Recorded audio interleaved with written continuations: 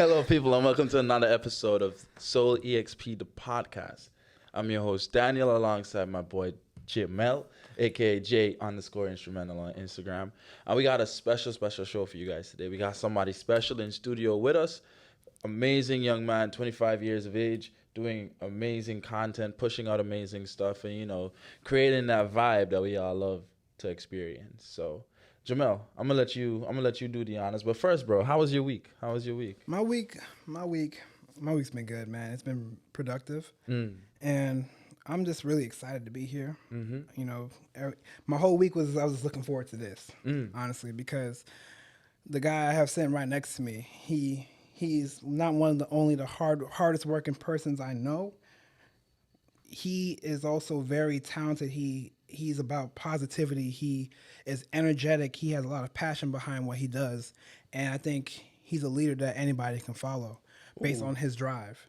And I'm very appreciative to have met him and to have him a part of my life now, to call him a friend. So everybody, the talented, the king of vibes himself, Steve Muela. Let's go. Oh, boy. Yeah, that intro, I gotta use that on a doc or something. That was fire, bro. I appreciate you. Welcome to the podcast, brother. How you feeling man, today? I'm feeling good, man. I'm blessed. And being around y'all, I'm even more blessed. So it's lit. Indeed, man. See, he already out here sweet talking. You know? Indeed, man. Fire. So, Steve, man, how's coming out? You was good? Fire, bro. Yeah. I love Saturdays, so. Yeah, that's right. Those are like the grind days. When everyone's chilling, I like to grind hard on the weekend. So. You're always talking about behind the scenes they don't ever see. Yeah, they don't see this, man. They don't see these success hours. stories. You know what I'm saying? So, Yes, indeed. And what a success story it's been, though, right? We getting there slowly. You know what I'm Slowly? saying? Slowly. You know, it's been a long journey, but, you know, it's one day at a time. It's a marathon, so It's a marathon. shit takes time, for sure. do. So. I want to talk about, to like really start it off. What's today's topic, Jamell? What's today's topic? What we focusing on? I know we all got a little bit distracted a bit. We know Steve was coming through, and we was like, we gonna just talk about everything. But give us a little bit of clarity and give our audience a little bit of clarity, because even though we're talking about creativity, as you guys know, this is the place where creativity lives, breathes, and thrives. But what in the realm of creativity exactly are we talking about? Last episode, we talked about trusting the signs. This week, we have Steve who's in the studio with us, and we're going to basically link everything that we've spoken about since we've been doing this to what Steve has been doing and his process and how he uses creativity to not just shape his experience, but also enhance his expression. Did I capture the essence of that rightly, Jamell? Indubitably. Yes, indeed. So, yeah, man, right to it. I think a lot of people right now, I think we know what you've been doing, the things that you're constantly working on right now and that you're continually progressing to. But how many people, I want to know a bit more about your background, you know? Yeah, and who exactly, like, some people might know the name Steve Muelz, but some people might not. So who exactly is Steve Muelz? Shit, man, that's a great question off the jump. But I'm 28, by the way, but thank you for the 25 early. That's fine. You see, he got the baby face. Yeah. The skincare working. He's Let's saying get you're it. youthful, brother. So, But nah, I guess a 28-year-old from Dominican Republic who grew up with immigrant parents. We came to the U.S. So seeing my mom and my grandmother being entrepreneurs when I was young, she used to sell clothes out my crib. Okay. People coming in and out the house. So me seeing that hustle from young. When I got older, I like naturally fell into that sort of hustle of like, I gotta do it on my own and slowly get in there. So just a hardworking kid trying to like see what my parents did when they came over from a different country, taking those opportunities and the opportunities I have now and then making it easier for my friends and family and ultimately for my children, you know what I'm saying, give them a better life. You know, I didn't really start with much, but hopefully my kids could start with a couple M's and then we could pass this along, you know what I'm saying? So give them more opportunities instead of having to do the bootstrapping that I have to do yeah. just to get out the ground. So, yeah, That's the vibes. That's the vibes vibes. Well indeed. said. Well said. And again, apologies on the age. You know, Nah, that thank baby face you. again threw me off. I just have Thank to you. say. I don't know if anyone's 30 here, but when you get closer to 30, shit starts to get like, damn. Keep making those mistakes. But no, man. Like you talk about that. You talk about that. Basically, that immigrant mentality, that drive to just keep getting better, but also not just because you're doing it for you, but you're doing it for the people that either, well, one came before you and allowed you to now be in a position where you're able to do it, but for the ones that are coming after, because that's essentially what it's all about when you're creating legacy, right? 100%. That's really the mindset. It's always like, I saw the sacrifice. You know, they did everything for me and my brother. So my job is now to do go double as hard and open up those opportunities for not just for my kids, but my family, my friends, everyone around me. I want to see everybody win. So I always say, like, I want everybody around me to be 100,000-aires minimum. And then some people going to hit the M's with me. But if everyone got 6 figures, then we'd be all right. Yeah, that's a good approach. It's a very good approach.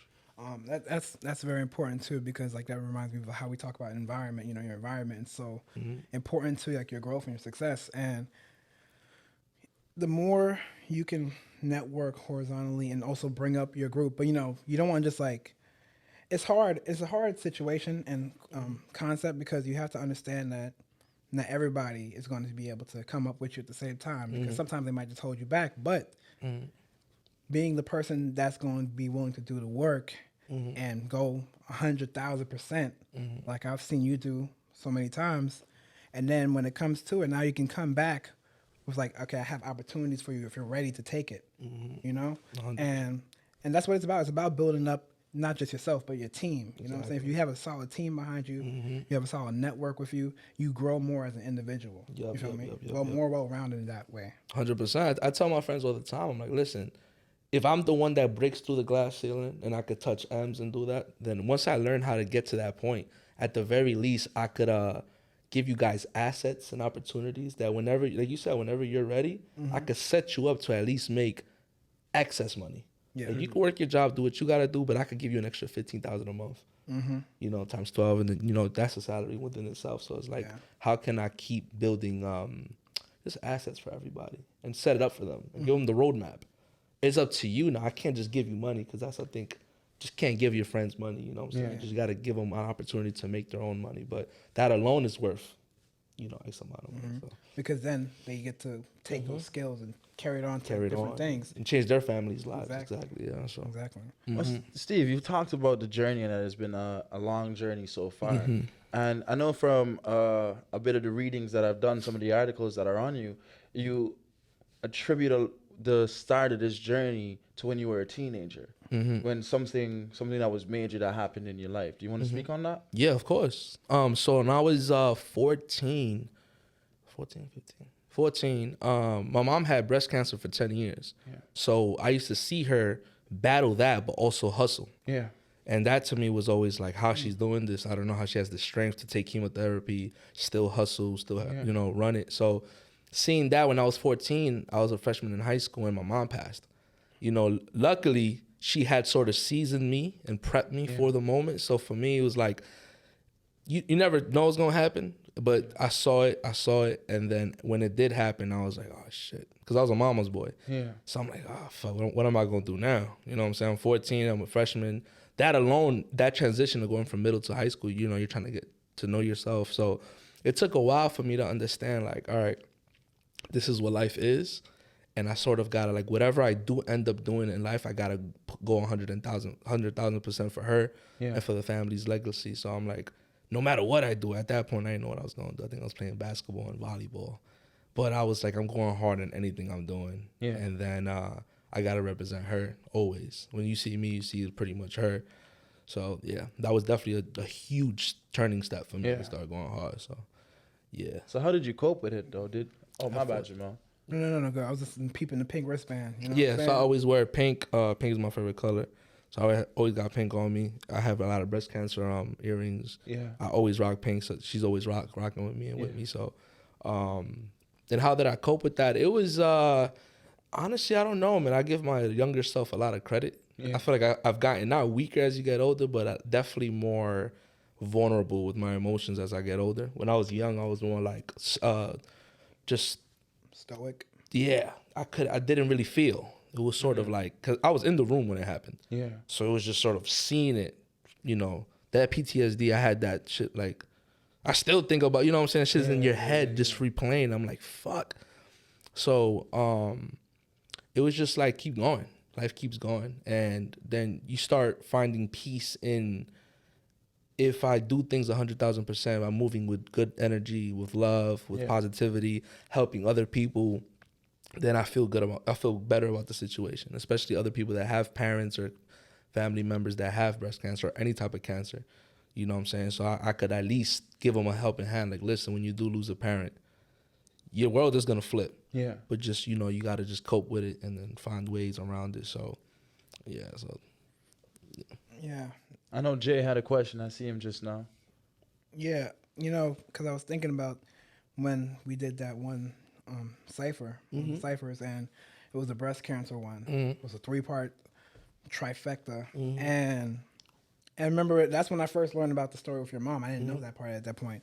And so when I saw what she was doing with that and what it meant for you, it just made so much more sense to like your purpose and why you are the way you are. And now you just tell me more about the story about how she was going through chemo at the same time, still hustling. That is now like the drive that you have. Like, I was always like, man, I love this man's drive. Like, I see him and it's like, okay, it makes me want to, like, you know, you go on the stories like, wake up, smell the coffee every morning. Wake your ass up, smell the coffee, get your turkey, egg, and cheese, and make it happen.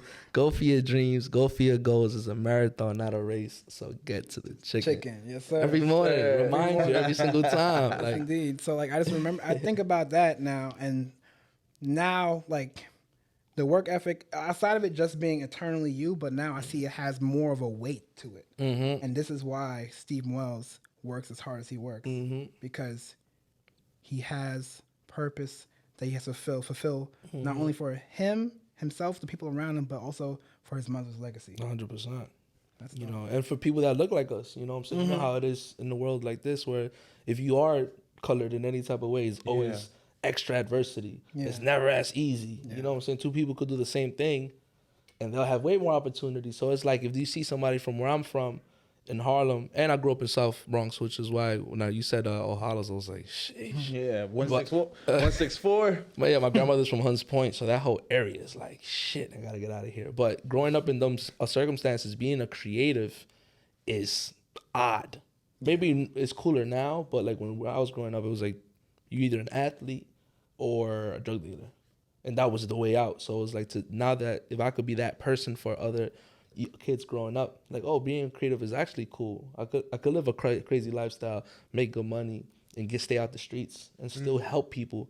That's another way. You know what I'm saying? So, yeah. So tell us, right? I saw that you're now entering a vibe tattooed on your hand. You can show that show that to the people. Man. Show that to the people. But sir, take us through the creative process behind you are now entering into a vibe, because you know there's certain things that stand out to you as you're going through, whether it's you're sitting down and you're brainstorming, or even you're just on the train sitting in a subway car bumping some music, and then you just get for me as a writer, it was sitting at home one day, and I just heard turning words into windows. That's what you do.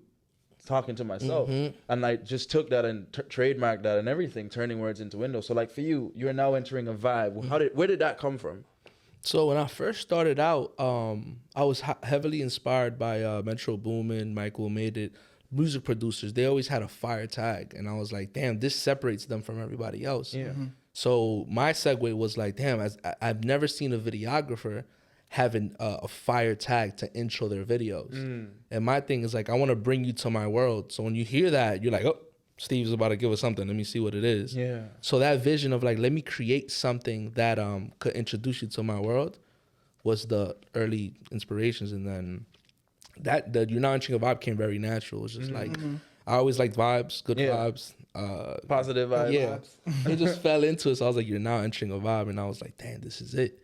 this is perfect. It definitely is it. It's been it. And it was funny enough, it was a monster at first, like an alien, like you're now entering a vibe.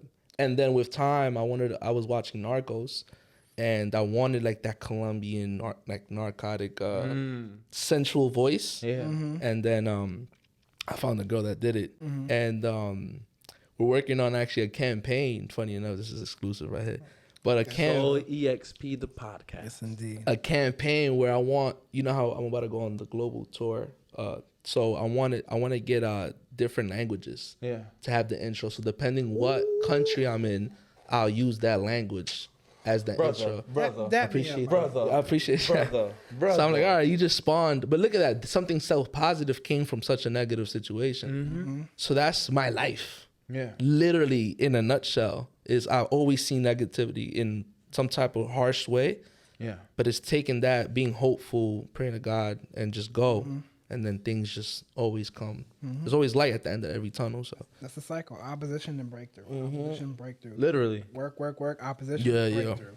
You know, seasons to life, right? You know, in the summer, everything's all warm. Then you get into fall where it's starting to change. Then you get into winter. But you got to make sure that your springs and your summers, you were preparing for your fall that was coming in winter. That's true. And winter, you know, the winter, not actually the actual winter, but like the seasons of your life. Exactly. And, you know, winter is also the time for rest. You know, so it's time for proper rest, but rest doesn't mean stagnation. You feel me? Because it could just be meaning we're building and we're preparing for what's going to come in the upcoming spring. Yeah. So then we can be fruitful in our spring and then we can harvest well in the summer, you know? And so when we have that ideology, especially along with all the things that's going to come, all the obstacles that's going to come along the way, it's going to be important to understand, okay, this is just one step. This is just one obstacle in the way of who I'm supposed to be becoming right now. And so just stay faithful and keep taking each and every step. one step at a time, 100%. If you get knocked down, get back up. No, I agree with y'all 100%, man. That's really the way I look at everything. It's just one step at a time, and no matter what comes, just stay focused, stay positive, and shit, God gonna take you there. Indeed. So, as we're on the topic of opposition, but like, what's been some of the opposition that has happened along your creative journey that you've taken, you've handled, and maybe you look back at you and you're like, I feel like I handled that the correct way? Or are there situations where you look back at it and you're like, shit, I really dropped the ball on this one. I could have done this, or that. Yeah, I mean, shit. About 2 years ago, I started getting throughout my career, I started having these big opportunities. And for some reason, every time I got a big opportunity, it fell through. Every single time. I'm like, damn, am I cursed?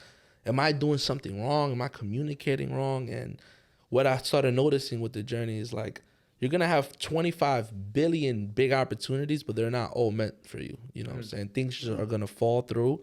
And sometimes I do look back like, damn, maybe I should have done this a little bit better. Like, funny enough, right before the tour. And which tour is this? The Rush. For people that don't know. The Rush, The Journey is Everything World Tour. Yeah. So get more on that later. Yeah. Before I got chosen and all that happened, right before it, I guess I could talk about this now, but I was gonna do Angie Martinez's full podcast. Oh wow. And I was gonna create, direct, and shoot that whole one, like 2 seasons. And I had shot the first one with Joe Budden and her, and they didn't like it. They was like, like we got you because you know you were creative and all this, and I don't know, it just fell through. It just didn't work, and I felt like I should have done that better myself. I felt like I didn't prepare enough, and it sort of showed. And then they were just not with it. And for me, I never been very never failed that bad before. Like I failed, but it's like I felt like for me, it's like I got to a moment that I really wanted, and I failed. Yeah. So the pressure that had me like going crazy, I'm like, damn, like I fucked up. Did the pressure get me? And then, but I had to take, like, again, it was a dark period for me. And literally a week after that, I got chosen to go on tour with Russ. No, you good. So that goes back to that whole like opposition breakthrough. Yeah, man, you're gonna keep going through it, and you're gonna mess up, and I hold myself accountable because I feel like I messed up there. I should have asked better questions. I should have asked her, what exactly do you want? Give me references. I went too arrogantly in a way, like everything I do is fire. It don't matter. Whatever I do is fire. And I came in with the wrong approach and it humbled me. So, yeah, you know what I'm saying? Nah, and that's real because I feel like sometimes, especially when you're good at what you do, and in your case, when you're excellent at what you do, because you've set standards that, man, your work has set it for yourself. Like, that's not even me just like coming in here and trying to blow hot air.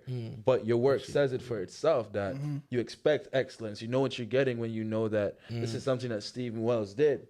So also when you get to that, as you're rising and you've been around the industry for a while now, and you're getting looks, and you know you're looking at the number of counts. Sometimes it can, as you said, maybe arrogance a bit starts to step in because you're so accustomed to being excellent that you start to drop the ball a little bit in the areas that you tend to overlook. Like when you first started, you were double checking with everything, going through 100%. And it's just amazing to see how you're able to look back at that because a lot of people don't take those lessons. You know, and then make that same mistake and then make that same mistake again, and then look around. It's like, why are things not happening? How did I end up in the same situation again? Yep.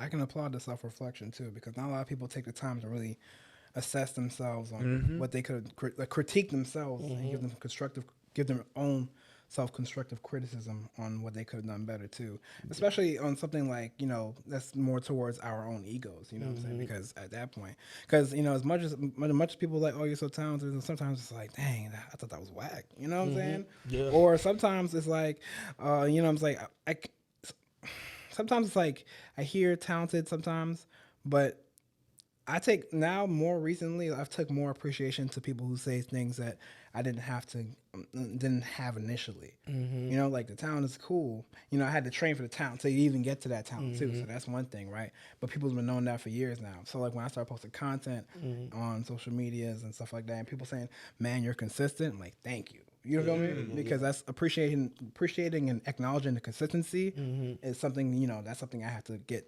disciplined to do. Yeah. It's very tough to do. Very tough. Yeah. And I respect that too. And, you know, at the same time, and in that situation, and you said it was a dark period, it's like a dark period for you at that point, right?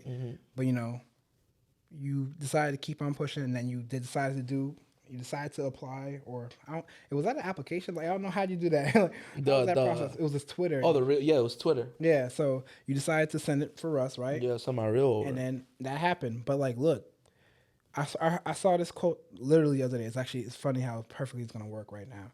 It said, "Falling down is an accident. Staying down is a choice."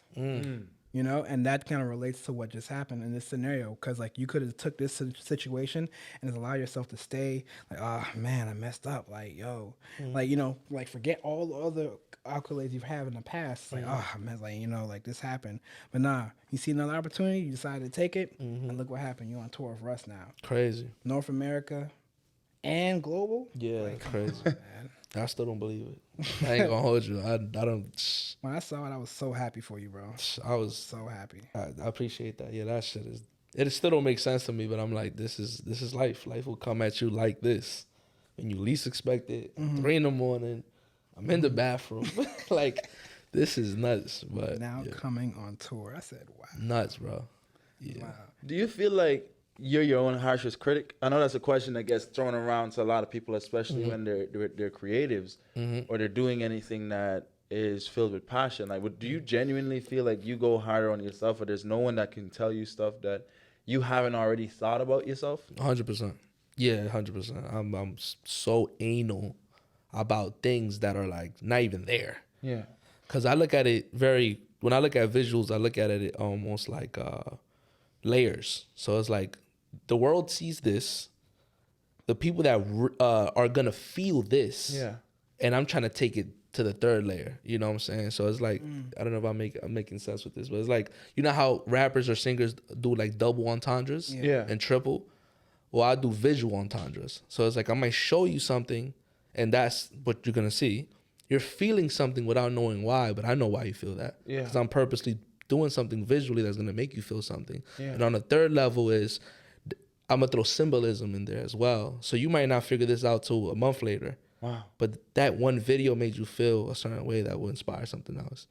So when I treat work like that, for me, it's like, okay, you guys are talking about the surface part of it. Like, this is cool. I'm thinking about like why the light is a little bit too to the left, or the angle's a little bit above the 60% mark. I wanted at 61.2 because it might make you feel a type of way. And the way I'm coloring it, I want it to be colored a certain way because I know this type of color, if it's warmer and we're in a colder setting, it might uplift you.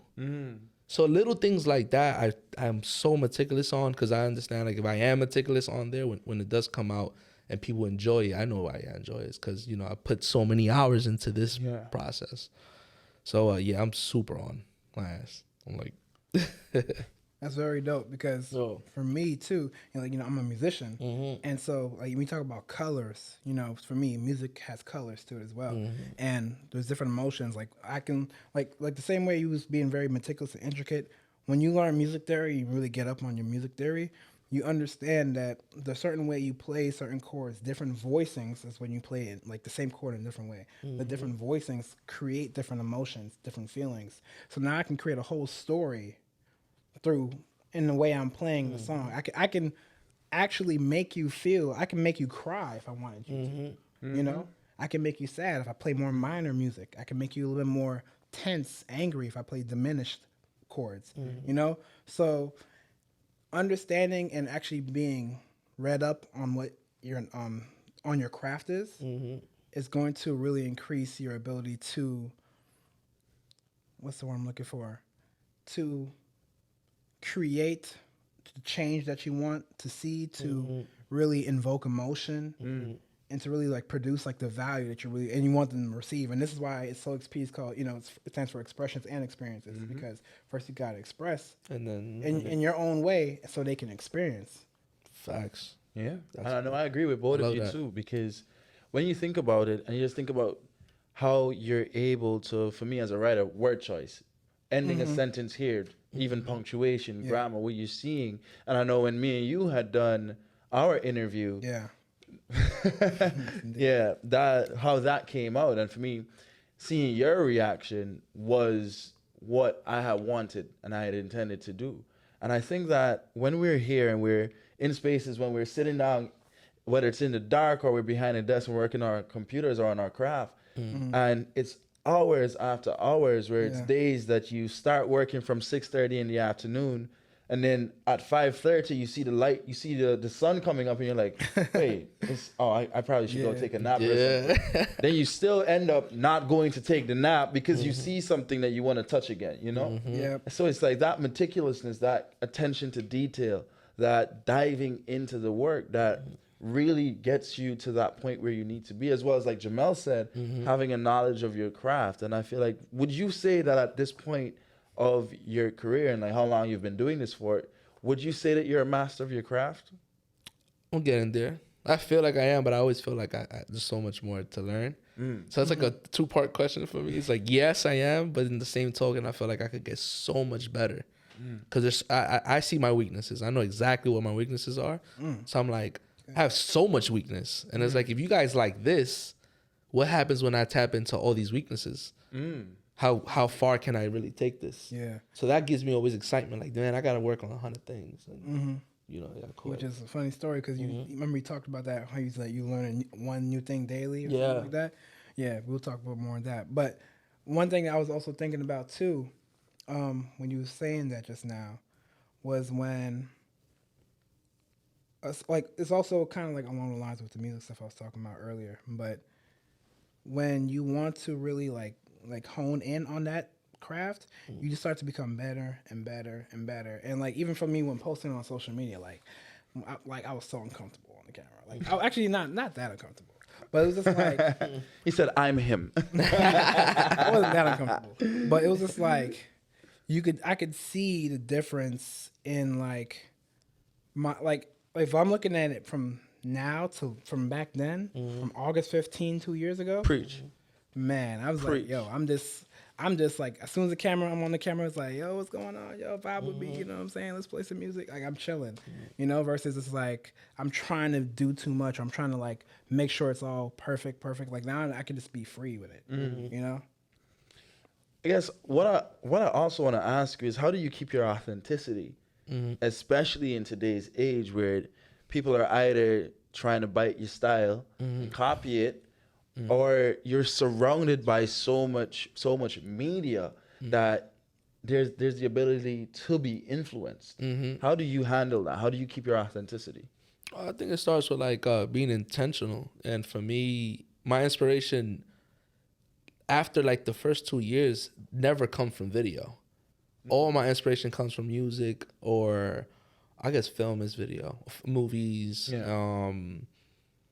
any art, any piece of art. If I see someone being a master at their art and pushing the boundaries in their art, then that for me inspires me to do something different. So I haven't been inspired with a video in like over 2 years, 2-3 years. Like videos don't really inspire me because I see what they're doing and I'm not impressed. I'm like, all right, this is cool, but you're getting lazy. Even the dudes that are the top directors, I'm like, this is cool, but you're getting lazy because I could match this with the last 50 videos. What's different? You throw the girls, you throw the cars, you throw the little bit of lighting and the great cameras that are $50,000. But what are you doing that you're pushing filmmaking? You're not pushing the art.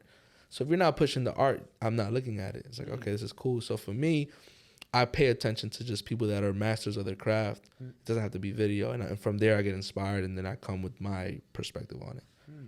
So touch on that when you ask that question, like when it comes to you keeping your authenticity. I can't even say the word right now.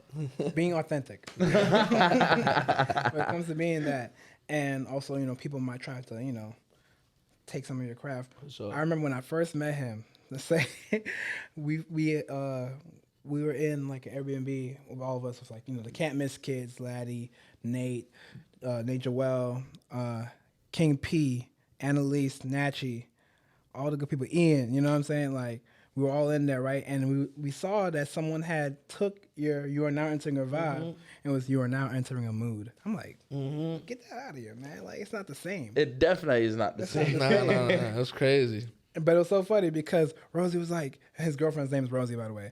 Rosie was like, Shout out, Rev. yes, indeed. And she was like, oh, you want to say something? You want to do something? Like, we have to say something. He was like, I got a trademark. I said, I like that. That shit on. Yeah, and on top of that, it's like that's flat. It's like the highest form of inspiration of Flattery, right? Flattery, Yeah. So they're inspired and they want to feel that feeling. Then go ahead. It's like, shit. That means I'm doing something right if you copying. So I'm with that, man. For sure. You know what I'm saying? So. Indeed. Yeah. And it's one of those things, again, when you're sitting and you're listening to song, because, you know, a lot of people sit and they look at stuff and they go, man, I wish I could do that, man. Or he has something that I don't have. He had opportunity to do this, or you know, things just lined up better for him than they lined up for me. So I've had the idea to do this. What would you say to people like that, who are at home sitting down thinking, I wish I could do something like this. I wish I could do what Steven Muelz does. Yeah, just put in the work, man. Put in the hours. When everything else fails, go back to the work. You know what I'm saying? And stay focused on the work. And if you're progressing day by day, you know, the people that end up getting lucky are the people that have been consistent over time and then opportunity finally struck. You know what I'm saying? So for me, it's like I've been through a billion opportunities that didn't work, but then the Russ thing happened. Yeah. So for me, it's like I could sit down and say the same thing, like, oh, how come these videographers have a greater journey? Is like everyone has their journey, man. Just work every day, progress every day, and your time will come. You know, it might take 10 years, 15, but it's gonna come if you stay focused. So, you know, stay down and focused. I definitely, because we've been hearing the word Russ pop up, so I definitely want to get into that story, you know, like what it's been like in this journey so far. But I do want to remember, because actually, no, I'll get into it after. Because that's going to be like a good little origin story. So let's talk about Russ. Let's talk about what it's like for you now. Like, you've been on this tour. Yeah. What was it like when you first got that you are now coming on tour on the Twitter, and then to what it is now for you? Like, how have you experienced this whole thing? Yeah, man, it was a blessing from God, really. As like I was saying earlier, I was in a dark place because of the failed opportunity prior. So when I got it, I wasn't even that excited. I was so jaded because like days before I just got declined. So I'm just sort of like, all right, like I didn't know what to feel, but everyone around me was losing it. Like, I got so many calls. Oh my God, this is crazy. And I'm just like, thank y'all, but I'm so jaded about this opportunity because I'm just going through it. So that first stint was a little like weird in a weird way, but then once I like locked in, went on tour, and then that was an amazing experience. Obviously, being around him, being around the team, and being put at that level now. Now it's like I treat it like the NBA. If that's my NBA moment, I'm a rookie, I'm in the NBA, and now you have two choices. You're either gonna stay flat and sort of not work as hard, or you're gonna double your workload and get more focused and take this opportunity and drop 25 a game. You know, referencing basketball. So for me, I just started working even harder. You know, I told myself I'm walking into this tour, but I'm gonna be the hardest worker here. I'm trying to outwork him.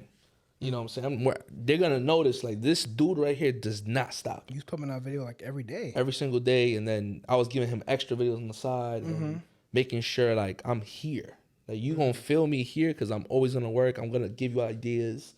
You know, so it just taught me to just go harder and adapt. You know, adapt to whatever the circumstance. So overall, this shit was amazing. It must have been hard too, because I know like it was like sometimes it was back to backs. Yeah, back to backs were. You have to you're lifting the heavy camera and you doing this. I be seeing the shirt be dripping with sweat. Like oh yeah, mad sweat. Shit was 2-hour shows too. He's doing like 40, 50 songs every night. I'm like, wow. Damn. Like, damn, bro, this is crazy. But you talk about work ethic, right? You talk about hustle and grind, right? Nuts, man. Seeing him firsthand and seeing the team, like everybody's so must have been surreal. On point. And that's what I loved about it is I'm learning, I'm looking, I'm like, everyone's on point. Everyone does everything at a high level. So I got to make sure I come through with the same energy to fit in perfectly. Stay away from the vices. For sure. Them sweets, alcohol. You know what's crazy, though? I'm thinking back even to what you said about feeling jaded. But think about it. Do you think if you had gotten that opportunity, that the one that fell through, would you even be here now in this position being on tour with Russ? Maybe it would have happened at a later date, but the timing of it happening. Bro, the timing was perfect because that project was supposed to be like a 4-week thing that I'm going to be in and out doing. And it would coincide. It wouldn't even work. So that sounds, it was like literally God was like, nah, this is not going to work. Yeah. But then this is going to work. So that's how I never try to like get too flustered with the future. I stay present. Because that's how you start building anxiety. You're like, yo, what's next? What am I going to do? It's like you really don't know what's going to happen. What you could control is the present time and working and putting out the right energy every single day. And the line is already written for you. You just got to sort of keep it going. You know what I'm saying? So, yeah, it's crazy. And it was funny, too, because I remember when it first happened, right? And then I didn't even know you was going through, like, I remember when we talked on the phone one time before you went out for the tour, I didn't know exactly that you was going through something, but I don't know why something in me felt led to like, God just kept telling me, pray for Steve. You know what I'm saying? When this whole opportunity came, right? I was like, I'm extremely happy, but I was like, yo, this is a big opportunity. You know, I already know he's gonna lock in, but I feel like he just needed a little bit more covering with him, right? And so I was just gonna do it, but I was like, nah, I think I want to do it with him. I want to call him, just make sure, and we could pray together. You know, appreciate that, by the way. That shit was no problem, bro. Like that came at a perfect time, cause and that happened. The pressure of that moment, like people don't ever talk about it, cause it's like, oh, the moment happened, but it's like everyone's looking at you now, cause you're the one that sort of got the opportunity. So for me, it's like, what if I fuck this up? You know what I'm saying? That those come in like, what if the pressure's too much? Yeah. Because, you know, everybody wants that moment. But when you in that moment and you feel how heavy that pressure is, you start thinking twice, like, damn, I got to deliver. Do I really want this? You start really thinking, like, yo, do I really want this? But you just got to, like, you know, believe in your craft and the hours you put in, and you'll be all right. But so thank you for that, for sure. No problem, man. Because I know in a scenario like this, where this is like one of the biggest opportunities of your life, and that's going to really spring your career even more forward. Yeah. You need to be set with all the armor and artillery that you need, right? And that's even whether that's with your craft and your knowledge of it. You know, physically. I know you was getting the push up. He was working out training every day. I was training 5 days a week leading up to it because I'm like, I gotta treat this like the Olympics. Exactly. And after doing the North American leg, it's definitely a sport. It's like it's not even just holding a camera for 2 hours. Yeah. But it's like when you get tired, You gotta keep. You lose angles, you lose moments, and on concerts, like I would have a set list, and he would tell me like be on stage for these songs, Okay. but the venue is holding 20,000 people, so I might be, 20 flights up, and I have to run down and make sure I get on stage on time. So people not seeing me trip. I sprained my ankle one show because I was running upstairs, and I'm just like, I'm holding this. So I'm running full speed down, and you have approximately 30 seconds to get it back at him. He's going to do the light up, so the whole crowd is going to be lit up. So to get that shot, you got to be at a specific moment in time, angle. But when you're tired, you're like, so you got to hold your breath, hold the camera, make sure you don't shake. These are all things in your brain. My battery's running out. My memory's running out. But if I trip, the photographer's next to me. I can't get in her way. So you're throwing so many obstacles. And if you're not physically and mentally ready, you will lose it. And then after the show, he's like, yo, can I see this clip? Oh, you don't got the clip? You look crazy. You're like, oh, nah, I don't have the biggest moment of the show. I'm sorry. Like, so, yeah, this shit is like. That's some intense pressure. Like, I see the reference to the NBA. It's like you're now thrown into that spotlight where you gotta show up, you gotta be there on target, hit the line, be right on the spot. Yeah. And because if you don't, there goes, oh yeah, he did, yeah. And now you back in a position where it's like, damn, I really had it right there. I had my hands right. I could touch the trophy. I could touch that championship trophy. You could smell it, and you like. Ooh. I can't let the pressure get me, you know what I'm saying? So your mind plays so many games on you that you have to just sort of, I pray like crazy. So I pray, breathing, whenever I'm nervous, I just breathe and remember the purpose. Remember, you've already went through the hard part in life. It can't get harder than when I was 14. So I go right back to that moment and be like, nothing in my life is going to ever be more difficult than this. So then I come back and I'm like, all right, we're rocking. That's good. It brings me right back. And that's always a mechanism I use to sort of. Our breath. Boy, Ian, breath coach. Yeah. Breath coach, so, breath is everything. Breathing and that just reminds me, when Earn Your Leisure had Steve Harvey for the first time on their show, on their podcast, Steve Harvey was talking about how every tough situation or like every hard situation that you've been through, you made it out of it. Like you're here now. True. You know? So you got to think about those and look, today you're here. So you made it out of every single one of those situations that you've been through in the past that might have been a struggle, that might have been a tough transgression for you to go through. So when you think about that, like we've overcome a lot already. You know what I'm saying? 100%. Standing here to this day to have this podcast here at the Gentleman's Factory. Shout out to the Gentleman's Factory. You know what I'm saying? Shout out Jeff. Yes, Mr. Lindor himself. And to just be able to be here in this space to come to a place where in a position in my life or in our lives where we can sit in this room cohesively and talk about the things that we're passionate about and creativity and just, it's beautiful, man. It's a blessing for sure. It's a blessing for sure, man. Yeah, some people don't make it this far. So, rest in peace, B.A.B. Rock, but you see how life could leave you at any part of your success. Yeah. You could be successful. So it's like, you just have to be grateful for every single day and thank God that we here and we rocking. Gratitude is the right attitude, you know what I'm saying? Definitely is. Do you think that you've had any moments where you've sat down and been like, yeah, I'm that guy. I'm him. I'm him. I'm him. Yeah, I had a couple moments where it's just like, of course, but I have it more like not to the world, but more to like if I'm finishing a video, and when I'm finishing it, when I'm inspired and I finish a fire video, I'm running around the house. I'm like, yes, sir. They can't with me. Nobody could with me. Like, no one's doing this.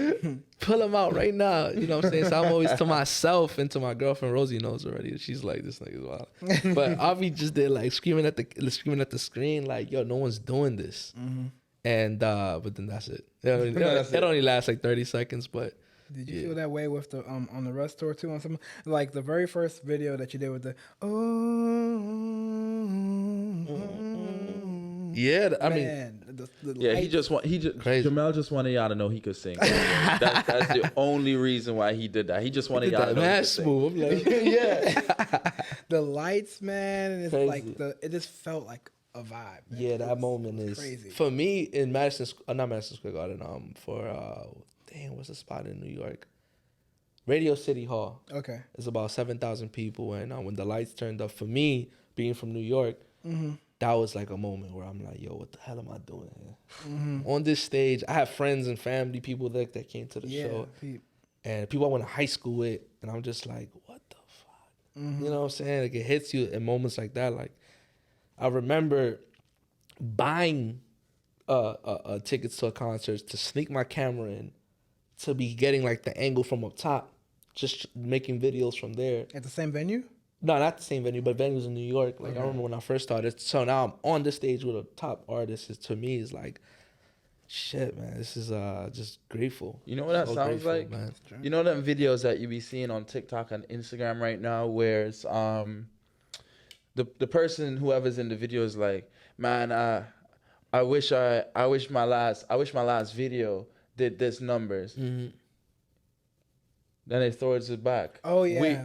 We make videos? Yeah. Like, that's what that sounds like, brother. That you know, sneaking the camera in, it's got to be pretty humbling. Like, you know, just a grounder, like, yo, and the journey's not done. The journey's not done. Only 15% there, man. So Marathon continues, you know? only 15% there, so there's a lot more to happen. But definitely grateful for all those moments. Yeah. I remember, side story, but it just reminded me. I was in Rolling Loud about 2 years ago. I'm in the pit. I'm drinking water, chilling. And I see a kid in front, and he's squished, which means he came early. He has a little camera, and he was just struggling. And I walked over to him, and I was like, yo, I was you 2 years ago. Keep doing what you're doing. I already know your work is great because you have the courage enough to do this. Give me your Instagram if I could bring you to if I could give you a pass so you could shoot one year. I got you. And I just seen he was on stage last week on last Rolling Out in Toronto. He was on the stage, and I hit him up like, yo, see how God worked, bro? Wow. You was that kid, and now you're on stage now. So, you know, hopefully he takes that and he could pass it on to the next kid that's struggling trying to get there. Because I was there. Yeah. So when I see that getting passed down, that shit means like, you know, it's a beautiful thing to see. So I know Rolling Loud's been big for you. And accruing so much more success even on your social media too. Yeah. Talk more about that. Man, Rolling Loud was like it's like a buffet of opportunities if you're a shooter, because you have opportunities to shoot for a whole weekend and catch viral moments. So my first viral moment was with the baby. Yes. And that's when I think I first took out the 360 camera, which was like taboo at the time. But I did a 360 video. He loved it, reposted it on his page. This is after he's killing it. Yeah. And he dropped Kirk, I think it was, that album. So he's running it up. So him reposting me, I think I gained like 3,000 followers in a day.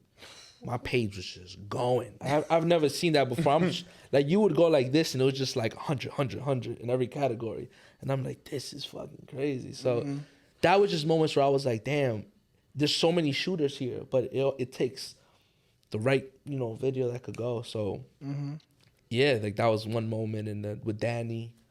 Yeah, Danny got me a couple moments actually. Yeah. So shout out to her, Danny Lay. Yeah.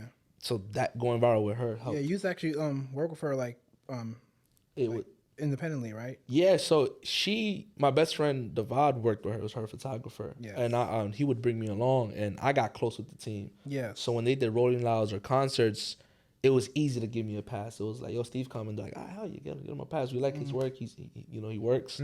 So that's what was my first into the Rolling Louds. Yeah. And they didn't care what I did. So I would shoot with her, do a video for her, and me as like a hustler, I would just go to everybody's set. Yeah. And shoot videos of everybody and try to turn everything around in 24 hours. Whew.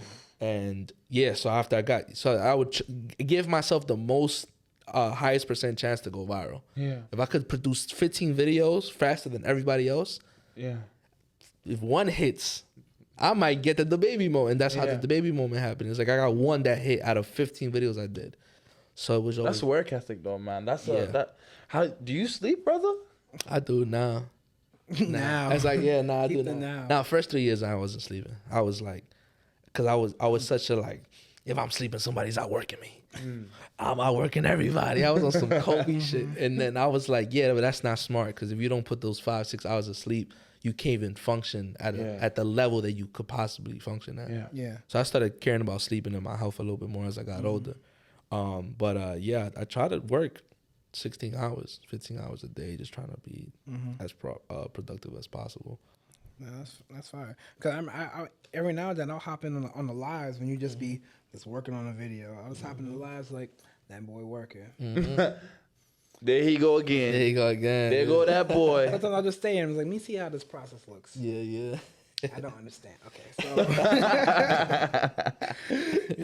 and once I start like kind of doing a lot more editing for my own videos too, now I'm like, okay, I have even more of an appreciation of how crazy you can get with your videos because and even Joel's dope, dope at what he does, you know. My boy. Yes, indeed. No, and that's crazy, like you said, because once you understand as well, because I teach media, and when you know the process and you sitting down and you looking at your stuff, man, it's like it's hours, man. It's hours. I know that 5 seconds that y'all just seen and y'all loved. You know how long it took him to do that in 5 seconds? Take the clips, put it in the computer, render it, color it, master it. It's nuts. Not easy. It's not easy, but it's worth it, right? It's worth it, man. It is. Do you feel that this is your true purpose? This is why you here? 100%, man. Like I another story. I feel like I'm coming with mad stories, but Nah, we love it. I was depressed. Again, going back to that moment, it's crazy. I was depressed right out of college. I studied finance and management, so I was like gonna do the 9 to 5, Wall Street, make whatever, and I was a little lost. And my parents was against me not wanting to work. I didn't want to work a normal job. I didn't know what I wanted to do. And then in the midst of depression, my self-expression, I was trying out everything. I was writing, doing poetry. I played saxophone, like alto sax. My brother. Trying to do a little bit of that. I always knew you was a solid brother. I always knew. I tried to whip that back out. And I picked up a camera, and I noticed that the camera, there was like a different feeling with it. And within 2 months of me picking up the camera, I got a big opportunity. And I was like, damn, I'm getting an opportunity. This is making me feel good. Yeah. And it helped me get out of my depression. So at that moment, I knew, like, I want to go hard at this, and it feels natural to me. I'm like, this got to be my purpose. At least my passion, because my purpose is bigger. But this is like my gift that God gave me, because we all got gifts. Yeah. Once you find the gift and you put the work, then that's when the blessings start really coming. So once I found my gift, now I knew I just got to put in time. Jamell, let me get an amen, brother. Let me get a... Okay. Amen. That boy Amen. Can I get a hallelujah? Nah, go ahead, bro. That's real, man. Like finding that and being able to, because a lot of people go through their life again. And I know I've said a lot of people a lot of times throughout this recording, but the fact remains is that most people, they sit down and there's something more that they want to do. But do you think for you it was being willing to be vulnerable enough to say, like, I might suck at half of the shit that I'm gonna try right now, but I'm still gonna try it to find my own avenue and even to help myself out of what I'm feeling right now? Yeah, because initially it's to feel better. Because when you're depressed, you're just going through it because they don't want to wake up. So I kept turning on the camera and learning on YouTube. Yeah, this is fun. I like this. Then it starts to become like, I already had the concept in my mind of like, I know things take time. And you have to put 10,000 hours. So I'm like, I did the calculation on my calculator. I'm like, all right, 24 hours in a day. I could probably bust out 20, 22 I was trying to do, but it was like possible. 20 hours a day. And if you do the math, it takes you like 3-4 hours if you're on it every day. There's life that happens. That's not realistic. You know, you got holidays, birthdays. So I was like, in a 6-7 year span, I'll be there. That's me at 22. Yeah. So I knew by 28, I'll be where I want to be if I just kept going hard. So, yeah, that sort of showed me, like, all right, I just got to keep doing this. And this is going to open things up for me down the line. So, I don't know if I answered your question, but... No. I think you did. You did. Yeah. And real quick, we were talking about, you know, back when you first started. So, like, talk about that journey, too, because I know there's a whole part of, like, how you marketed yourself really well as a college student. Oh, yeah. Damn, I forgot. Yeah. Good. Yeah, freaking senior year of college, shout out to DJ Khaled. He was going super viral with Snapchat. Yeah. And I was like, damn, this is when Snapchat was really, like, becoming, like, the social media of choice before Instagram bought it out. I bought that feature out. But so for me, I was like, all right, my campus is pretty small, and no one does anything daring.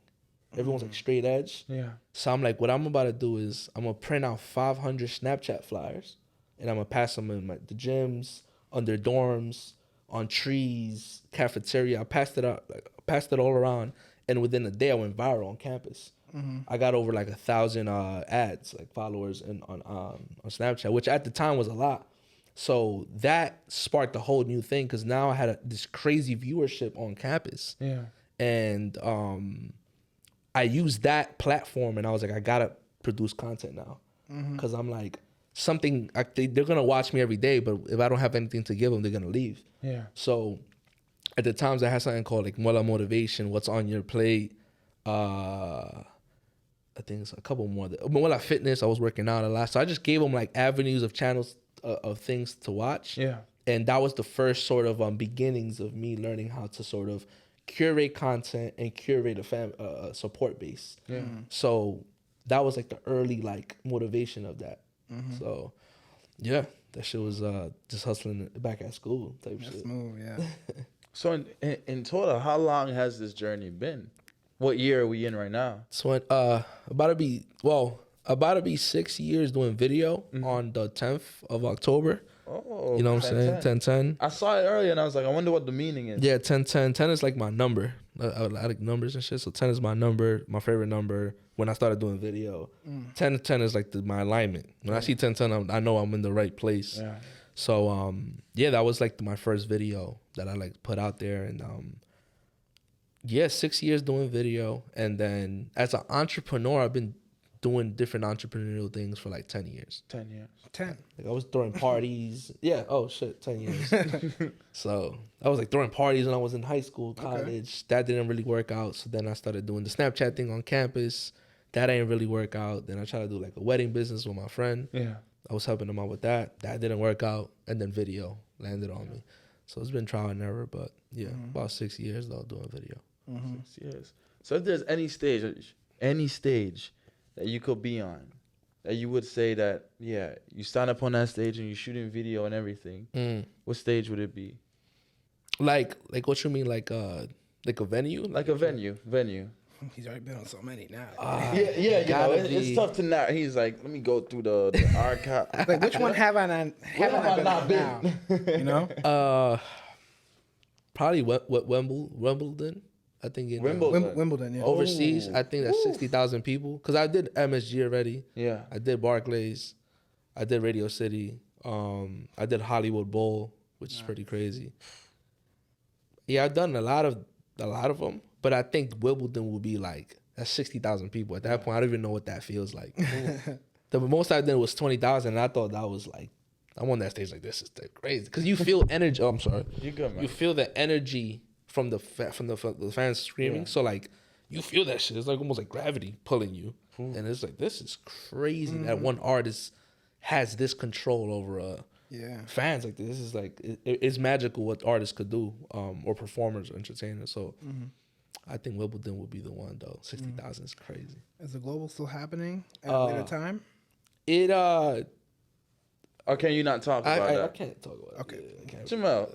I don't know. I was about to be like, yeah. I wasn't sure. Nah, Cut. I'm trying to get all the Soul Exp exclusives. I think it'll start soon enough Okay. whenever he's ready. Yeah, we'll kind of. probably tap in.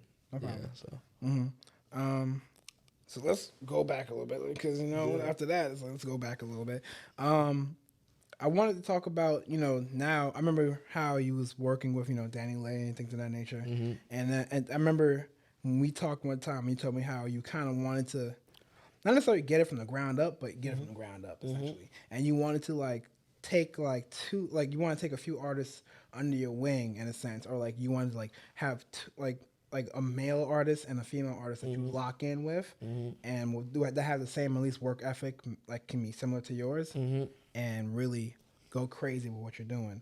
And so I wanted you to talk about that, especially who those two people are for you. yeah, for sure. Yeah, so when the formula when I was doing video, I was like, I want to have two up and coming artists that I could build with. Ideally, one celebrity artist that I could just say I got a celebrity artist, and then have a piece of content or work that I could work with local artists. So that was always like the map for me. So as I was filling the map out, I had ran into Nate, which is my male artist that he's just fire. Fire rapper. He's Indeed. Fire guy. yeah, he's amazing. So He actually went to St. John's with the Buffalo. Yeah. oh word? Yeah. Oh yeah. So, Me and Nate met in Poetry Club. fire. Yeah. That makes sense. But yeah, so his pen is incredible. His song making, but everything. I'm a big fan first, and I told him like, yo, let's take it to the top. Let's do it. I'm rocking with you. And then Annalise, funny enough, I ran into her on Instagram, like on some like I ran into one of her videos, and I was like, damn, she's dope. She sounds different. She's like just different. She has her own style. So I actually sent her King P's video that I did with him. Okay. And that was what won her over. She was like, oh, I love your work. Let's He's like, work. That's nice. Yeah, let's start working. So I started working with her. But yeah, them two we still locked in. And I've been working with Nate for 4 years now. 4 or 5 years with In a Nate. minute with Nate. For a minute. We've done over almost 100 videos at this point. We've been working, and then same thing. I think 3 years with her a little bit. She came a little after, but yeah. Grinding. I'm gonna tell y'all a funny story. Jamell knows this story. Like I'm sitting here, and you know how I think in terms of things lining up, and you're always meant to be in the place that you're meant to be, right? Exactly. So I actually, all right. So Nate, one of your artists, went to school with. I ran into Annalise on the 4 train, going down from 161, heading downtown, and she was on the train, and she sat down, right, and you know A's vibe. She had such an interesting look from when you just encounter her. So I saw her. And she was about to leave the train, so I just went up to her. And at the time I was doing writing on creatives. I had already lined up the Jamell interview and some other stuff. So I was like, yo, I'd love to sit and work with you and just write and tell you a story about how you got here. So it's funny now that I'm in a room with two other people who different pathways in terms of where the connection happened, but still that same you only what is it? You only 14 people away from everyone in the world or something like that, or your next connection, and it's crazy to think about, again, just vibes, positivity, energy, being on the right track and being in the same place. And that's why I feel like even this podcast happening right now, it's all in alignment.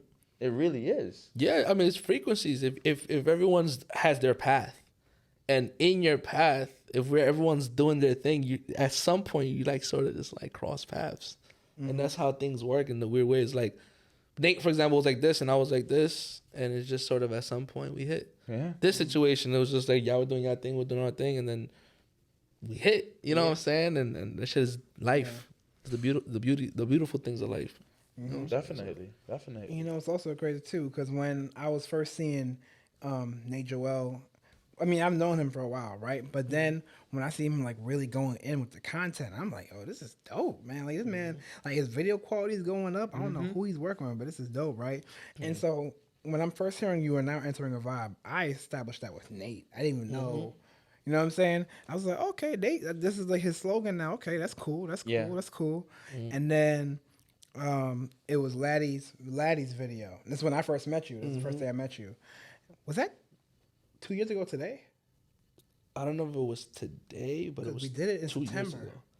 Definitely 2 years. 2020, right? 2020. Might have been, yeah. I think it might have been 2 years today. Oh, I don't know if it was. Because I posted that video, but it was like a memory thing. Now I'm just popping into my head. It might have been 2 years ago today. That's crazy. That's very crazy. Alignment. That time. Alignment. Not for real. That's timing. That's how shit be working. Nah, that's Yo. wow. Shout out to Laddie, by the way. Yeah. Shout out to. I haven't Great spirit. seen in a minute. But Indeed. She's a different energy in herself, you know? But we had that, we did that shoot, and I remember Nate posted about it.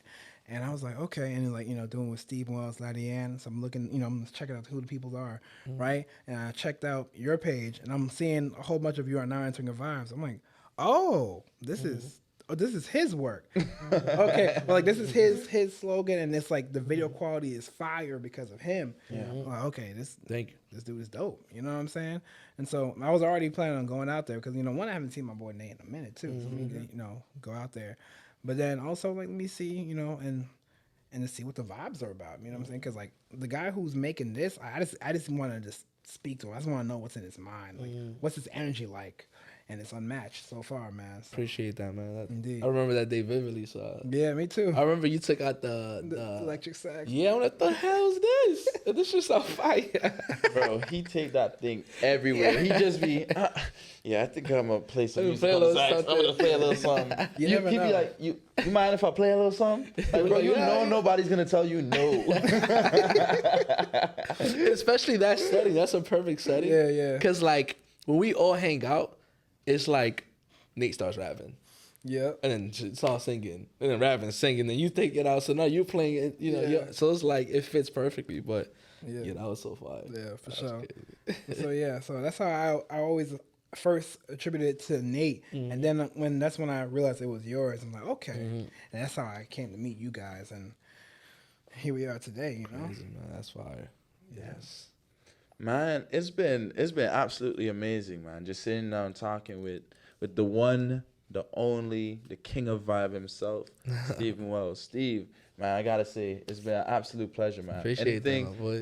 Jamell, I know you. If we ask Jamell to give us the outro, he's gonna say so many great things about you that we're gonna be sitting here for another hour. So let's go, Jamell.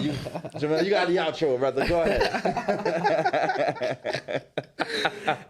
he gonna play me like that. But no, you know, so man, guys, this has been excellent. It's been quite the experience. It's been a great conversation with my boy Daniel and my guy Steve right here. He, as you can tell, his work ethic, his energy, his positivity, his vibe is unmatched. I've literally met no one like him so far. Appreciate in my walk in my creative journey right now. You know, I've met a lot of different people. They're creative for their own reasons, and they're dope in their own spaces. But, like, you know, when it comes to video or just really just overall aesthetic, overall energy, overall drive, passion, grit, you know, hunger, you know, he always be talking about, I'm hungry. You know, he's always saying that. You know, it's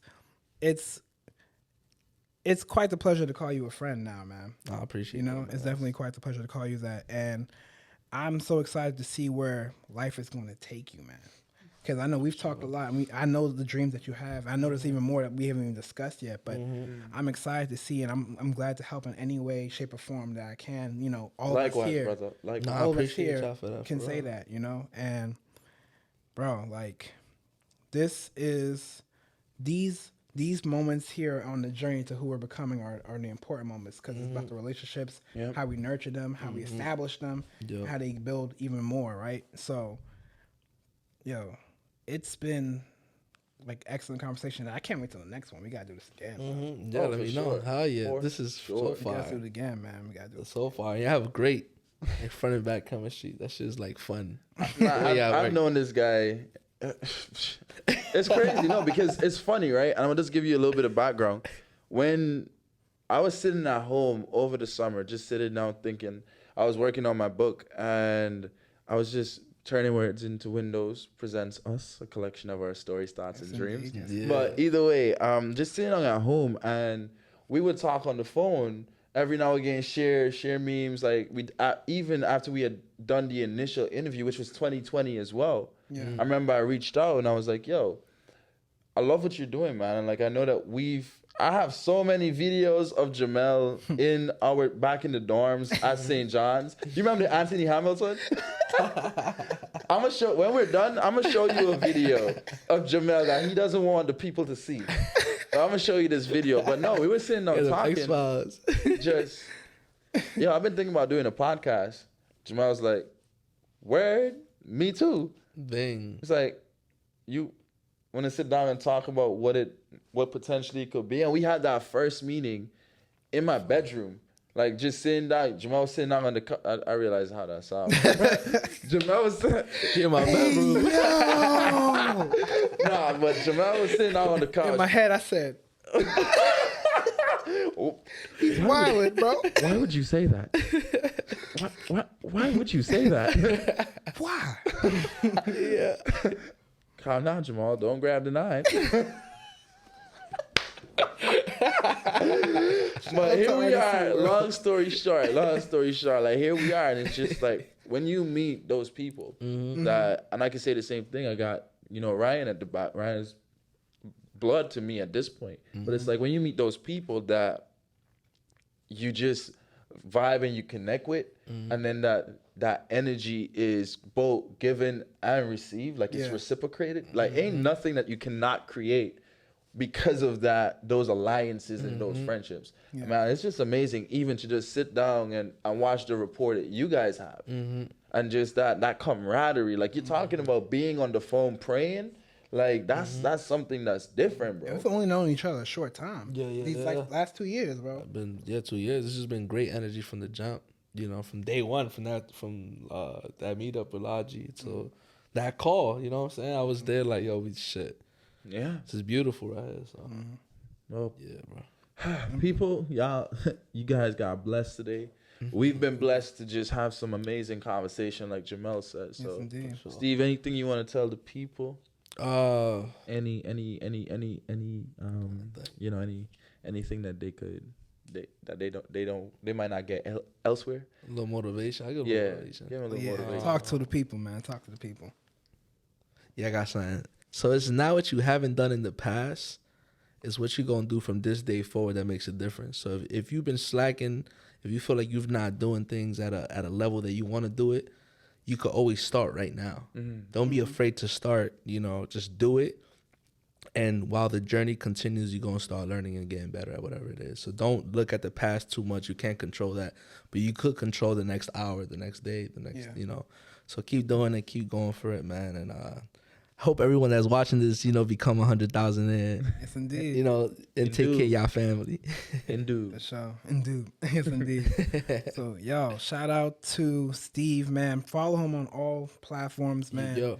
We're going to, put the links down and below. And we're also going to shout out to the Gentleman's Factory one more time because this is where we host this beautiful podcast, man. And, again, Gentleman's Factory is a place where we get to build resources between each other, network, resource, and also just provide each other the space to be free and to be creative and to innovate. This is a place where we can innovate, and this is where we can push our community forward. So, hey, I'm excited to see what is going to come with the podcast, with Steve's journey.